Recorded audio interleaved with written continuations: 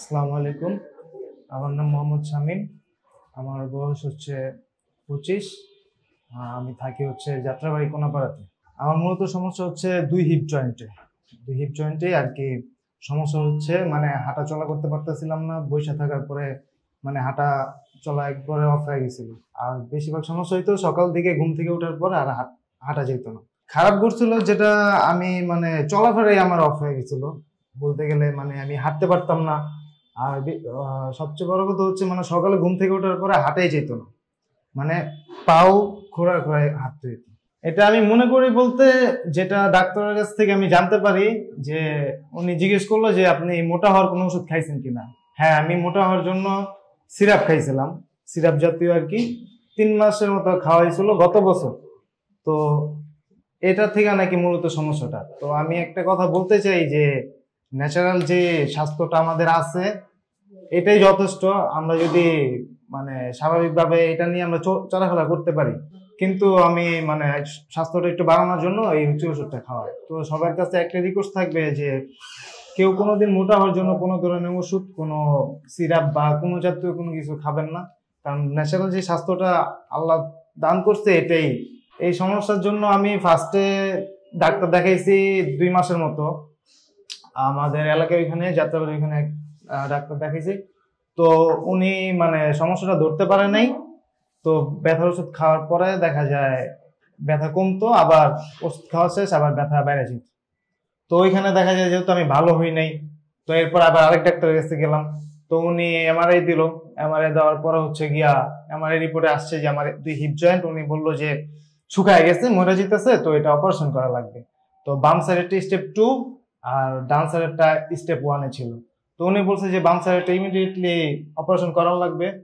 তো আর ডান সাইডেরটা আপাতত অপারেশন করার জন্য একটা প্রসেস করে দিব। তো বলছে যে মোটামুটি ভালো টাকাই লাগবে, যেহেতু এটা সরকারি হসপিটালে ছিল। এক এক হিপ জয়েন্টে অপারেশন করার জন্য 2.5 লাখ টাকা করে চাইছে। তো এখন অপারেশন করানো যেটা মানে দরকার সেটা বলছে। তো আমরা চেষ্টা করলাম যে দেখি এছাড়া ভালো হওয়া যায় কিনা। তারপরে হচ্ছে রিপোর্ট নিয়ে আরেক ডাক্তারের কাছে দেখাইলাম, প্রাইভেট একটা হসপিটালে দেখাইলাম। তো ওইখানে দেখানোর পরে উনি রিপোর্ট দেখেই বললো যে আপনার হিপ জয়েন্ট তো 2টা পচে গেছে। তো উনি জিনিসটা আরো মানে অন্যভাবে খারাপ ভাবে বলছে যে আপনার হিপ জয়েন্ট পুরো বাম পাশেটা পচে গেছে, এখনই অপারেশন করানো লাগবে, আর অপারেশন করতে এক একটা 4.5 লাখ টাকা করে লাগবে। তো উনি এই কথা বলার পরে দেখা যায় কারোর মন মানসিকতা, পুরো ফ্যামিলির মানে মন মানসিকতা অনেকটা মানে খারাপ হয়ে যায়। কারণ টাকাটা যেমন তেমন, তারপর হচ্ছে যে এখানে অপারেশন করানোর পরে যে আমি স্বাভাবিকভাবে চলতে পারবো কিনা, কৃত্রিম একটা মানে আল্লাহর দানের জিনিস আর উনি একটা তৈরি করে দিবে।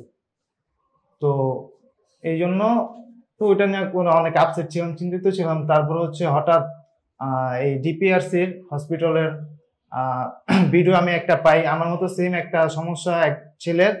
তো ওর মানে ভিডিওটা দেখা এখানে আসা। তো এখানে আসার পরে দেখা যায় ডাক্তার সাজেস্ট করলো যে ভর্তি হওয়ার জন্য। তো এখানে আমি ভর্তি হইলাম। উনি বললো যে 15-20 দিনের কথা। তো আজকে 20 দিন। এখন আল্লাহর রহমতে মোটামুটি অনেকটাই সুস্থ, হাঁটা চলা করতে পারতেছি। মানে বসে থাকার পরে যে সমস্যাটা হইতো, তো ওই সমস্যাটা অনেকটা কমে গেছে।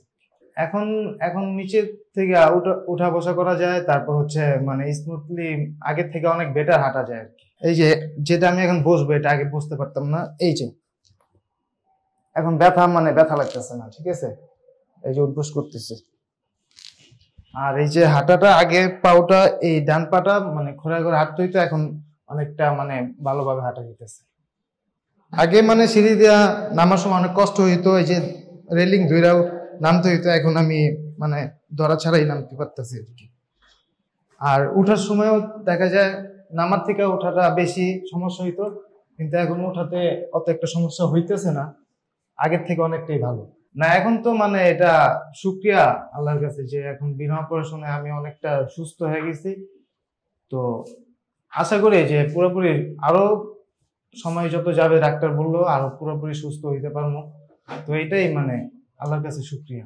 আমার মতো যারা এরকম এভিএন এর রোগী, হিপ জয়েন্টের সমস্যা যাদের আছে, ওনাদের বলবো যে ফার্স্টেই অপারেশন করানোর কোনো দরকার নাই, বা অপারেশনের পর্যায়ে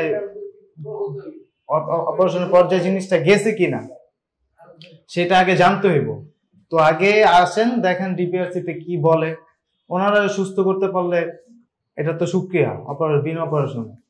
তো আমি যেটা মনে করি যে আমার যতটুকু হয়েছিল কেউ আমাকে আশা দেয় নাই যে আমি অপারেশন ছাড়া সুস্থ হব, কিন্তু এখানে আসার পরে দেখা যায় উনি একটা আশ্বাস দিছে, তো আমি এখন ভালোই আছি। তো আমি বলবো যে আমার মতো যারা আছে ওনারা এখানে আসেন, আইসা দেখেন যে কতটুকু কি হয়। তো সবাই আমার জন্য দোয়া করবেন, আমি যেন পুরোপুরি সুস্থ হয়ে মানে আগামী দিনগুলা পার করতে পারি আল্লাহর মতে।